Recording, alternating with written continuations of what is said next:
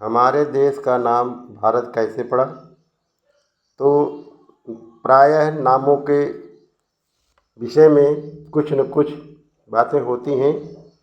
तो इस तरह भारत के नाम में भी कुछ बातें इस तरह की हैं। तो दोस्तों नमस्कार, हम लोग आज इस वीडियो के माध्यम से ये जानेंगे कि भारत का नाम भारत क्यों रखा गया। दोस्तों, हमारे यूट्यूब चैनल पर आप लोगों का बहुत बहुत स्वागत है। प्यारे दोस्तों, आज हम लोग इस वीडियो के माध्यम से यह जानेंगे कि हमारे देश का नाम भारत कैसे पड़ा। हम इसे एक पौराणिक कथा के माध्यम से जानेंगे। कहावत कही गई है कि होनहार वीरवान के होत चीकने पात। इसका अर्थ क्या है? इस कहावत का अर्थ क्या है? इस कहावत का अर्थ यह है कि वीर, ज्ञानी और गुणी व्यक्तियों की झलक उनके बचपन से ही दिखाई देने लगती है। हमारे देश में अनेक महत्वपूर्ण महान पुरुष हुए हैं जिन्होंने अपने बचपन में ही ऐसे कार्य किए जिन्हें देखकर उनके महान होने का आभास होने लगता था। ऐसे ही एक साहसी वीर व प्रतापी बालक भरत भी थे। भरत हस्तिनापुर के राजा दुष्यंत के पुत्र थे।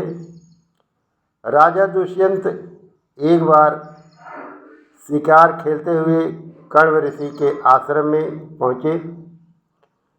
आश्रम में शकुंतला नामक एक ऋषि कन्या थी जो कण्व ऋषि की पुत्री थी।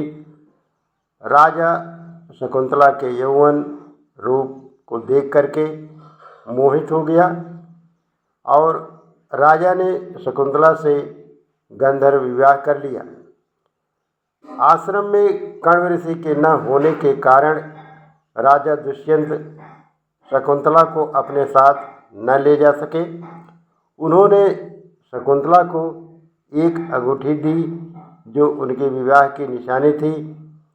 एक दिन शकुंतला अपनी सहेलियों के साथ बैठी हुई दुष्यंत के बारे में सोच रही थी। उसी समय दुर्वासा ऋषि आश्रम में आए। शकुंतला दुष्यंत के याद में इतनी अधिक खोई हुई थी कि उसे दुर्वासा ऋषि के आने का पता ही नहीं चला।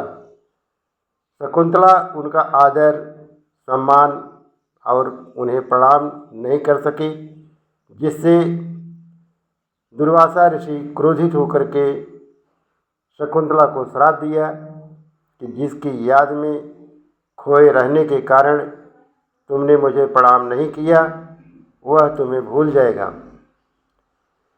शकुंतला की सहेलियों ने क्रोधित ऋषि को अनजाने में उससे हुए अपराध व क्षमा के लिए आवेदन किया। ऋषि ने कहा, मेरा श्राप का प्रभाव तो समाप्त नहीं हो सकता, किंतु दुष्यंत द्वारा दी गई अंगूठी को दिखाने पर उन्हें अपने विवाह की सारी बातें याद आ जाएंगी। कण्व ऋषि जब आश्रम वापस आए तो उन्हें शकुंतला के गंधर्व विवाह का समाचार मिला।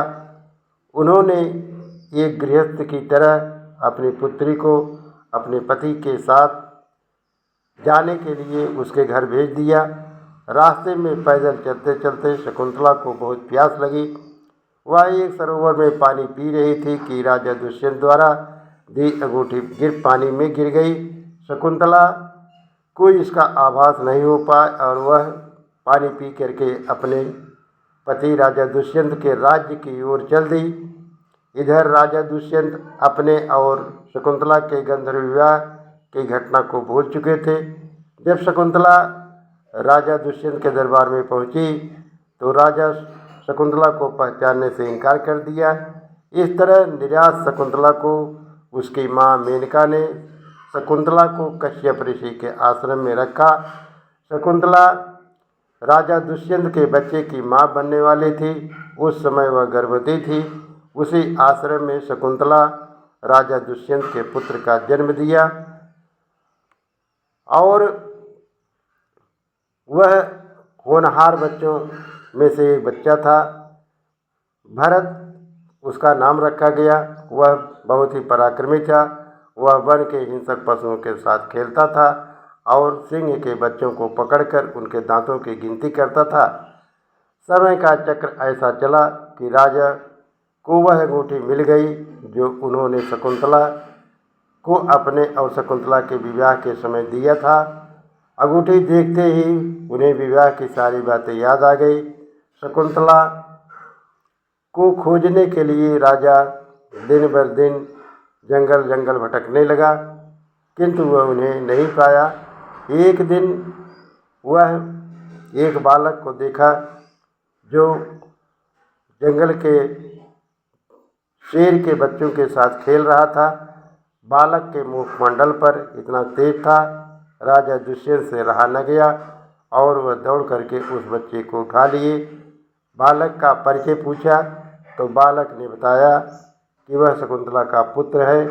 उसने बच्चे को गोद में लेकर के शकुंतला के पास गए और अपने पुत्र तथा पत्नी को लेकर के वह हस्तिनापुर वापस लौट आए।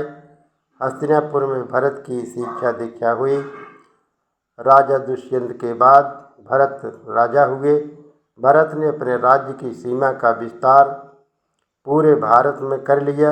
अश्वमेध यज्ञ करके चक्रवर्ती सम्राट की उपाधि प्राप्त कर ली। इस प्रकार चक्रवर्ती सम्राट भरत ने राज्य में सुदृढ़ न्याय व्यवस्था और सामाजिक एकता स्थापित किया। भरत की शासन प्रणाली से उनकी कीर्ति सारे संसार में फैल गई। इस प्रकार सिंहों से खेलने वाले इस बालक भरत के नाम से ही हमारे देश का नाम भारत पड़ा। गंधर्व विवाह किसे कहते हैं दोस्तों? क्योंकि गंधर्व विवाह उसमें आया था, तो इसका मतलब है कि अपनी इच्छा से विवाह कर लेना ही गंधर्व विवाह कहलाता है। और अश्वमेध यज्ञ किसको कहते हैं? इसका मतलब है कि एक यह वैदिक प्रसिद्ध यज्ञ है। इसमें एक घोड़ा छोड़ करके सभी राजाओं महाराजाओं को सहमति ली जाती है। तो इस प्रकार से दोस्तों आशा करता हूँ कि यह वीडियो आप लोगों को पसंद आएगी। दोस्तों अगर ये वीडियो आप लोगों को पसंद आए तो हमारे चैनल को अगर आप पहली बार देख रहे हो तो सब्सक्राइब ज़रूर कीजिएगा। अपने दोस्तों में शेयर करना मत भूलिएगा और वीडियो को लाइक ज़रूर कीजिएगा। हमें कमेंट